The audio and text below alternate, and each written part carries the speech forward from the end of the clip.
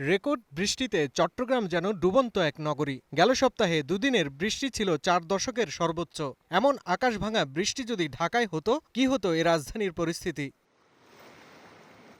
সাম্প্রতিক বছরের বৃষ্টিপাতে তার কিছুটা ধারণা পাওয়া যায়। ২০২৪ সালে মাত্র ৬ ঘন্টায় ১৩০ মিলিমিটার কিংবা গত বছরের একদিনের বৃষ্টিতে ২০৬ মিলিমিটার ঢাকার জন্য এখনও দুঃসহ স্মৃতি। সেই বৃষ্টিতে তলিয়েছিল অলিগলি থেকে প্রধান সড়ক। এখানেই আসে ঢাকার ড্রেনেজ ব্যবস্থাপনার সক্ষমতার প্রশ্ন। উঠে আসে অপরিকল্পিত নগরায়নের বিষয়গুলো। ইট কংক্রিটের দাপটে এই শহরের জলাধার বিলুপ্ত হয়েছে, কিন্তু এত বছরেও গড়ে ওঠেনি আধুনিক ড্রেনেজ ব্যবস্থা। রাজধানীর প্রায় ৩৬০ বর্গ কিলোমিটার এলাকায় পানি নিষ্কাশনের কার্যকর ড্রেন আছে মাত্র ১৪০ বর্গ কিলোমিটার এলাকা।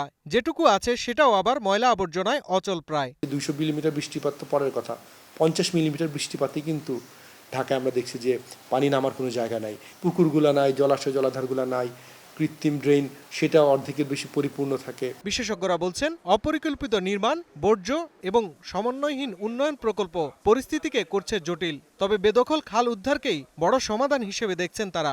ঢাকা শহরে আমার ধারণা যে আয়তন পুরো শহরের তার ১০০ ভাগের ৯০ ভাগ এখন আসলে কংক্রিট দ্বারা আচ্ছাদিত হয়ে গেছে।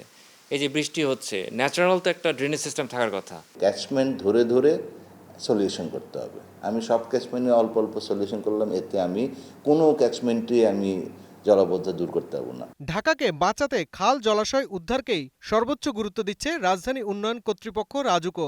আমাদের যে মহাপরিকল্পনা আছে, যে মহাপরিকল্পনা ঢাকার নদী এবং খালকে সংযুক্ত করে ৫৭৪ কিলোমিটার একটা প্রস্তাবনা আছে, যে ঢাকাকে যদি আমরা বাঁচাতে চাই তাহলে সিএস রেকর্ডভুক্ত যে খালগুলি ছিল সেই খালগুলিকে পুনরায় পূর্বের অবস্থায় ফেরত নিয়ে আসতে হবে। জনসংখ্যার আধিক্যের সাথে তাল মিলিয়ে ড্রেনেজ ব্যবস্থাপনার পরিকল্পনার পাশাপাশি বেদখল খাল উদ্ধারের বিশেষ গুরুত্বের কথা জানালেন দুই সিটি প্রশাসক। ব্যবস্থাপনাটা ছিল ৫০০ লোকের, এখন সেখানে ৫,০০০ লোকের।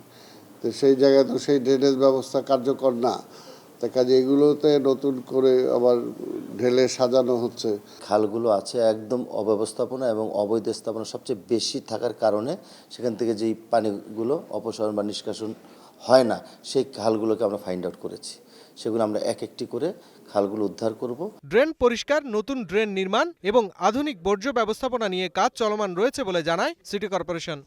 এখনই হচ্ছে আধুনিক একটা ড্রেনেজ নেটওয়ার্ক, পাশাপাশি সুয়ারেজ নেটওয়ার্কটা, পৃথক একটা সুয়ারেজ নেটওয়ার্ক, এটা করা খুব প্রয়োজন। সামগ্রিকভাবে পদক্ষেপগুলি যদি আমরা সম্পন্ন করতে পারি, আমার মনে হয় আগামী ১.৫ থেকে ২ বছর পরে আমাদের এই জলবদ্ধতা আমরা এখন যেটা দেখছি সেটা হয়তো আমরা থাকবে না। পরিকল্পনায় অনিয়ম, সমন্বয়ের অভাব এবং অব্যবস্থাপনায় সংকটকে আরও বাড়িয়ে তুলছে দাবি বিশেষজ্ঞদের।